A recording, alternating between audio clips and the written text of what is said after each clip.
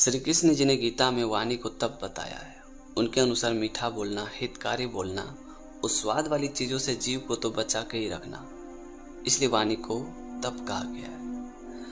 आइए इसे कहानी के तौर पे समझते हैं। एक चीनी संत बहुत ही बूढ़े हो गए थे।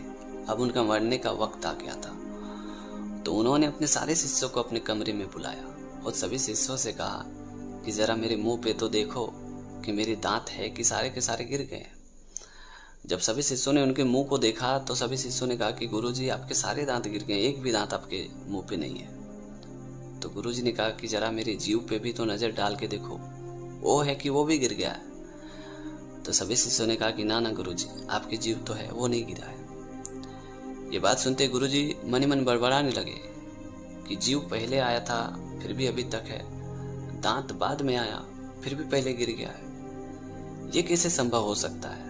नियम के अनुसार जो पहले आते हैं उन्हें पहले जाना पड़ता है और जो बाद में आते हैं उनको बाद में जाना पड़ता है, लेकिन ये तो उल्टा हो गया। ये कैसे संभव हो सकता है? क्या इस सवाल का जवाब आप लोगों के पास है? ये बात सुनते सभी शिष्य एक दूसरे का मुंह देख रहे थे और सभी ने गुरुजी से कहा कि ना ना गुरुजी, इस सवाल का जवाब हमारे पास नहीं है। तो गुरुजी ने कहा कि बस यही चीज समझाने के लिए मैंने आप लोगों को यहाँ बुलाया था। दांत पहले इसलिए गिर गया क्योंकि दांत कठोर था। उसे अपनी कठोरता पे बहुत ही अभिमान था, बहुत ही घमंड था, और यही कठोरता उनकी समाप्ति का कारण बना। और जीव अभी तक इसलिए क्योंकि वो नर्म है।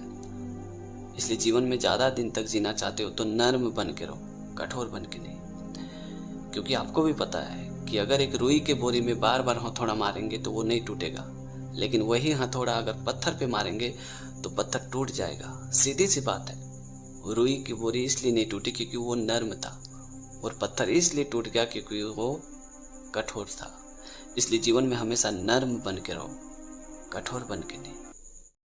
ये कहानी एक साधु की झोपड़ी में अचानक कुछ लोग हमला कर देते हैं, पत्थर बरसाते हैं, साधु को गालियां देते हैं और उसकी झोपड़ी को पूरी तरह से तोड़ फोड़ देते हैं। तो साधु ने उन लोगों से पूछा कि क्या बात है, मेरा क्या कसूर है जो तुम लोग मुझे मार रहे हो, मेरी झोपड़ी को तोड़ दिए हो। तो गांव के लोगों ने साधु से कहा कि इस लड़की का कहना है कि इसका जो बच्चा हुआ उसका बाप तुम हो। ये बात सुनते साधु ने कहा कि हाँ, मैं ही इसका बाप हूँ, ये बच्चा मेरा है। ये बात सुनते गांव के लोगों ने साधु से कहा कि पाखंडी कहीं का, हम लोग तुम्हें क्या समझते थे और तुम क्या निकला, अब तुम इस गांव में एक पल भी नहीं ठहर सकते हो। और ये बोल के गांव वालों ने साधु को हमेशा के लिए गांव से जाने के लिए कह दिया। साधु जब उस छोटे से बच्चे को लेके वहां से जा रहा था तो वो बच्चा रोने लगा।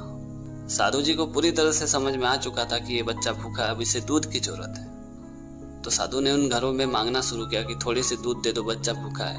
पर किसी ने साधु की बात नहीं सुनी। सबने गाली और ताना देके साधु को वहां से भगा दिया। और दूध मांगते मांगते साधु आखिर में उसी लड़के के घर में पहुंचा जिस लड़की ने साधु के ऊपर वो इल्जाम लगाया था कि वो छोटा सा बच्चा साधु का है। तभी साधु ने कहा कि जो हुआ नहीं हुआ उसे भूल जाओ, अभी बच्चा भूखा है तो थोड़ी सी दूध दे दो। थोड़ी सी दूध लेके हमेशा के लिए मैं इस बच्चे को इस गांव से लेके चला जाऊंगा।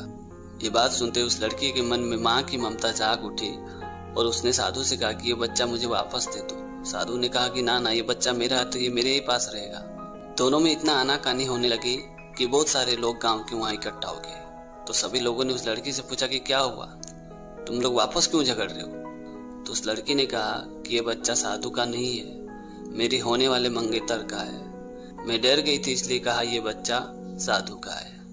ये बात सुनते सारे लोग साधु की ओर आश्चर्य होकर देखने लगे और साधु महाराज से पूछने लगे कि जब ये बच्चा आपका नहीं था तो आपने क्यों कहा कि ये बच्चा मेरा है।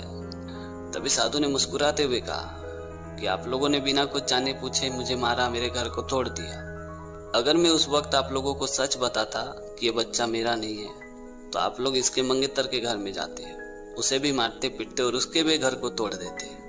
मैं ही नहीं चाहता था कि एक गलती की वजह से दो आदमी का नुकसान हो। ये बात सुनते सभी लोगों ने साधु महाराज को खूब खूब धन्यवाद दिया और कहा कि आप तो महान हो। तो दोस्तों, छोटी सी कहानी में ये सिखाती है कि किसी को इल्जाम लगाने से पहले 10 बार सोचे।